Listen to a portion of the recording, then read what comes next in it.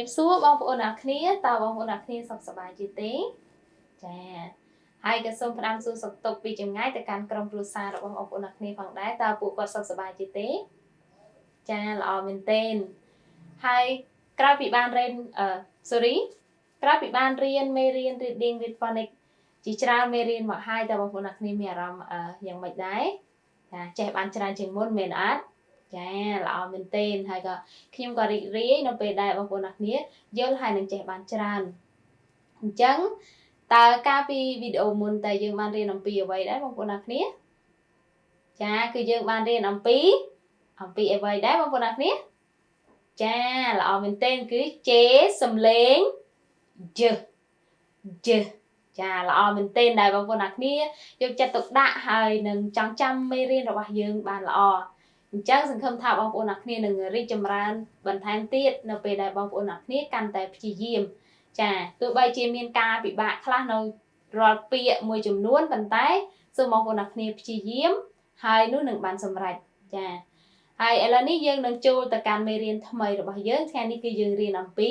ไม่เรียนตีดับปรำปี W สำเร็งv จ้าบรรดาหมดนังโจแต่ดานเมเรียนโซมโจแต่การข้อคำปีเลยตึกจัดว่ายังเจมุนสันข้อคำปีสำหรับเลยตึกจัดในครั้งថ្ងៃนี้ดอกสรองเจนปีสิบเพลโรมจุมปูปรำคอปรำใบใต้ไอเปรย์ตรงสำแดงเสกได้สระลายหรือว่าตรงดาวยืงรัวคณีเอาเขียนฉบับโดยเปรียกรีบานสกุลจำนวนยืงรัวคณีนุคือขนมกาได้ยืงเนาเมียนบาปในลายพอง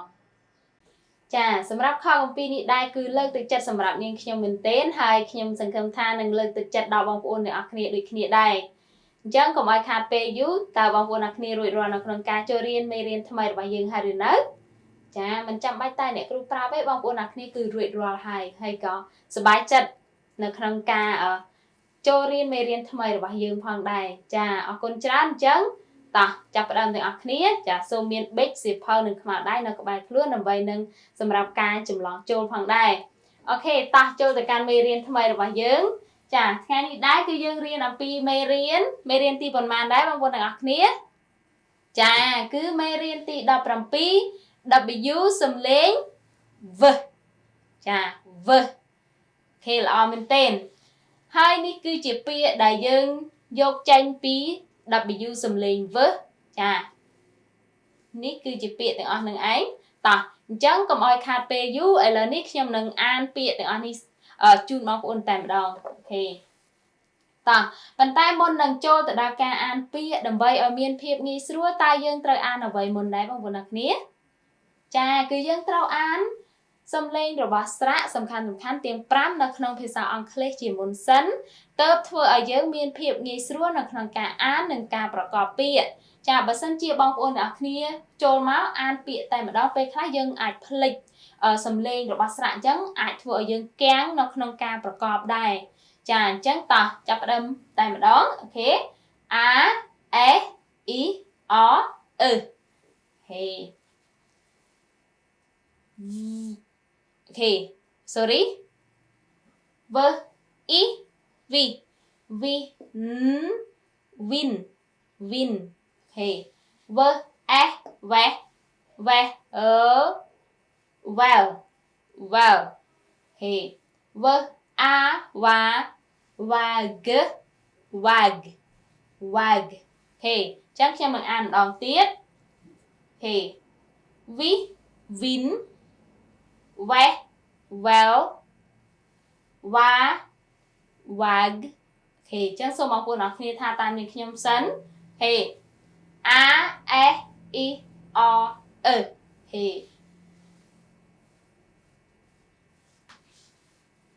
we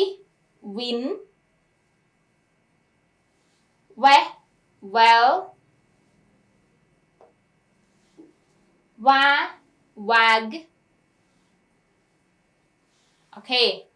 Great job everyone អញ្ចឹងសូមបងប្អូនអ្នកគ្នាកុំតាន់អានចម្លងចូលហើយខ្ញុំចូលមកពាក្យបន្ទាប់ចាពាក្យបន្ទាប់គឺនៅខាងនេះគឺដកស្រង់ចេញពីឬក៏ផ្សំចេញពី letter W ដូចគ្នាដែរអញ្ចឹងខ្ញុំនឹងអានជូនបងប្អូនអ្នកគ្នាហើយចាំ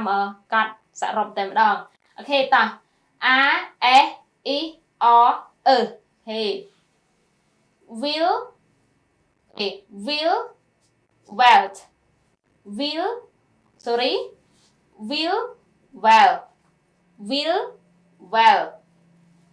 អូខេឥឡូវនេះខ្ញុំអានពីលើចុះក្រោមចាគឺអានបែបនេះចាខ្ញុំអត់ទាន់បានអានទៅមុខអញ្ចឹងទេអូខេចាសូមម្ដងទៀត will well win wind win wind ចាអញ្ចឹងកុំភ្លេចណាបងប្អូនអរគ្នា win ដូចគ្នាប៉ុន្តែនៅពេលដែលមានអក្សរ d នៅពីក្រោយគឺយើងត្រូវតែបញ្ចេញសំឡេង d ចាដើម្បីកុំឲ្យច្រឡំគ្នាអូខេតោះ wet wit wet wit អូខេ went west went west wig wag wig wag អូខេអញ្ចឹងសូមបងប្អូនអ្នកគ្នាថាតាមនេះខ្ញុំតោះចាប់ផ្ដើម a s i o e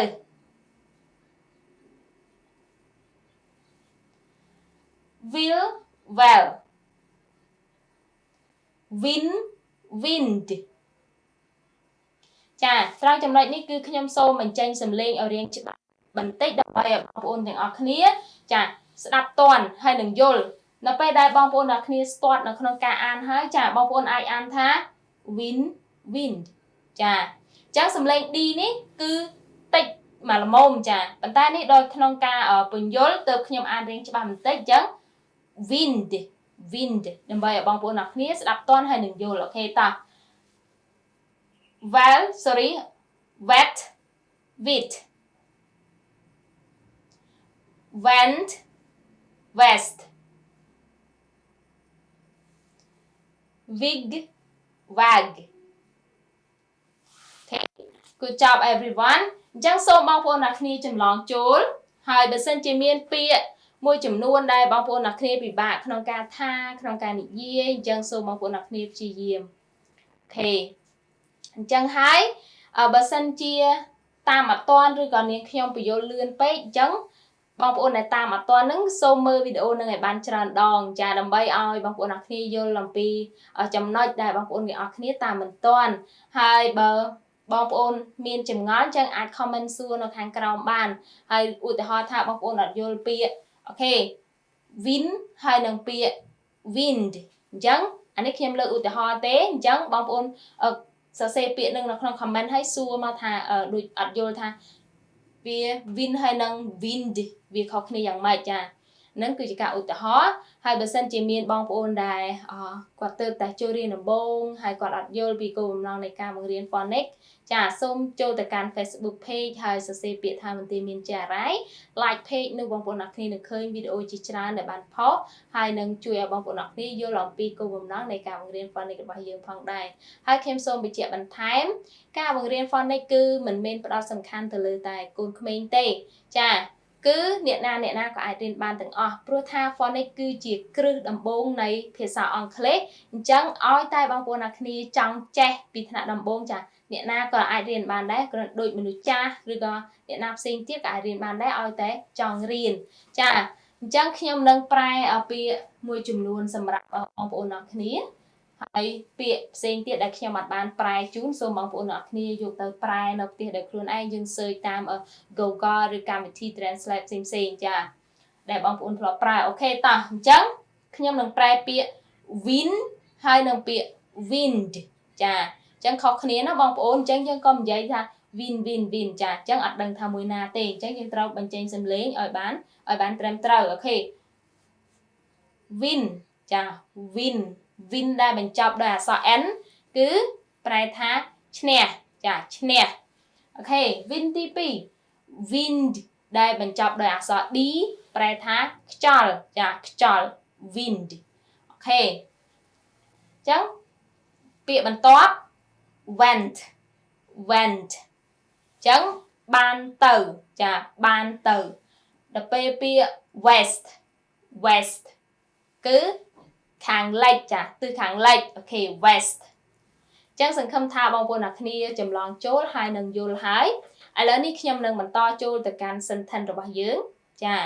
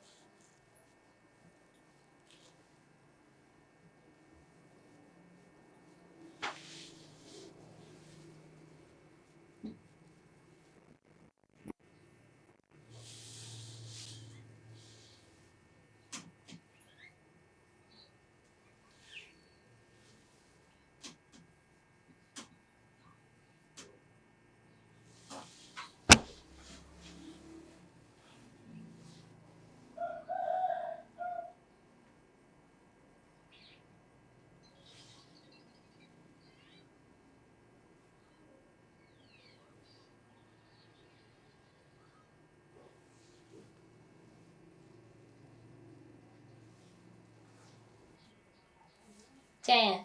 ní cứ chia sentence đại dương đại phát âm đói rồi gọi đọt tranh bí letter W សំលេង V ចាប៉ុន្តែឥឡូវនេះខ្ញុំសូមឲ្យបងប្អូនអ្នកគ្នាសាកគិតបន្តិចថាតើអត្ថន័យនៅក្នុង sentence នេះយ៉ាងម៉េចហើយសូមបងប្អូនអ្នកគ្នារៀនអានចាល្អមែនទែនឃើញថាបងប្អូនអ្នកគ្នាយល់បានច្រើនមែនទែនចាហើយនេះគឺជារូបភាពនៅក្នុងsentence របស់យើងចាបងប្អូនអ្នកគ្នាបានឃើញហើយចាពេលដែលមើលរូបភាពនេះហើយសូមគិតអំពីអត្ថន័យនៅក្នុង sentence របស់យើងតើអត្ថន័យនៅក្នុង sentence របស់យើងគេចង់និយាយអំពីអ្វីដែរចាអូខេវ៉ាវល្អមែនទែនគ្រាន់តែឃើញរូបភាពក៏អាចពន្យល់បានដែរឃើញថាភាសាអង់គ្លេសរបស់បងប្អូនអ្នកគ្នារីកចម្រើនមែនទែនអញ្ចឹងខ្ញុំក៏សប្បាយចិត្តដែរអូខេតោះឥឡូវខ្ញុំអានជូនតែម្ដងតោះចាប់ផ្ដើម A S E R E West wind come hey west wind come and lift wheels ចា wheels កន្លែងនេះគឺជាឈ្មោះចាឈ្មោះ wheel អូខេ wheels kite អូខេម្ដងទៀត come and lift wheels kite អូខេ send it up into the sky អូខេម្ដងទៀត send it up into the sky ហេអញ្ចឹងសូមបងប្អូនអ្នកគ្នាថាតាមនាងខ្ញុំតោះ A S E R E West wind come and lift with kite send it up into the sky Great job everyone អញ្ចឹងសូមបងប្អូនអ្នកគ្នាចម្លងចូលហើយខ្ញុំនឹងសរុបអត្ថន័យនៅក្នុង sentence របស់យើងហេអញ្ចឹងមិញនាងខ្ញុំបានបកប្រែហើយ west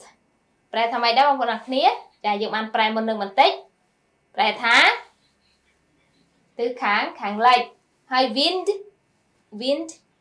ប្រែថាខ្យល់អូខេអញ្ចឹងខ្ញុំសរុបតែម្ដងតោះអូខេខ្យល់បក់មកពីទិសខាងលិចអូខេខ្យល់អូខេបក់មកពីទិសខាងលិចអូខេ come and lift with kite ចាមកហើយលើកខ្លែងចាមកហើយលើកខ្លែងរបស់ will ឡើងចា hey send it up into the sky hey ហើយបញ្ជូនវាឡើងទៅលើមេឃ okay អញ្ចឹងខ្ញុំសង្ឃឹមថាបងប្អូនអ្នកគ្នានឹងយល់អំពីអត្ថន័យនៅក្នុង sentence របស់យើងហើយបើសិនជាបងប្អូនអ្នកគ្នាតាមមិនទាន់ហើយមានចំណុចណាដែលខ្ញុំបញ្យល់លឿនសូមបងប្អូនអ្នកគ្នាមើលឲ្យបានច្រើនដងតែសម្រាប់បងប្អូនអ្នកគ្នាដែរអត់ទាន់បើបងប្អូនដែលទាន់ហើយចាមើលតែម្ដងក៏បានដែរអូខេអញ្ចឹងថ្ងៃនេះដែរខ្ញុំក៏អត់មានអ្វីច្រើនដែរអូខេប៉ុន្តែសូមកុំភ្លេចអនុវត្តបន្ថែមទៀតនៅផ្ទះដោយខ្លួនឯងផងដែរដើម្បីឲ្យភាសាអង់គ្លេសរបស់បងប្អូនអ្នកគ្នាចារីកចម្រើនឲ្យកាន់តែខ្លាំងជាងនេះទៀតអូខេអញ្ចឹងថ្ងៃនេះដែរខ្ញុំសូមបញ្ជាក់ម្ដងទៀតថ្ងៃនេះគឺយើងរៀនអំពីមេរៀនទី17ចា W សំលេង V ចា V អូខេថ្ងៃនេះដែរខ្ញុំសូមបញ្ចប់តែប៉ុណ្ណឹងហើយក៏អរគុណបងប្អូនទាំងអស់គ្នាដែលចំណាយពេលដ៏មានតម្លៃចាតែងតែតាមដាននិងចូលរៀនជាមួយនឹងនាងខ្ញុំប៉ុន្តែសូមបងប្អូនទាំងអស់គ្នានៅតែបន្តចូលរួមនៅក្នុងការចូលរៀនមេរៀនរបស់យើងបន្តទៅមុខទៀតផងដែរហើយខ្ញុំក៏សូមអរគុណចាសូមបញ្ចប់តែប៉ុណ្ណឹងហើយសូមឲ្យព្រះអង្គប្រទានពរនិងជួបគ្នានៅវីដេអូក្រោយ Power verse for today from Romans chapter 5 verse 8 But God demonstrates his own love toward us. In that while we were still sinners, Christ died for us.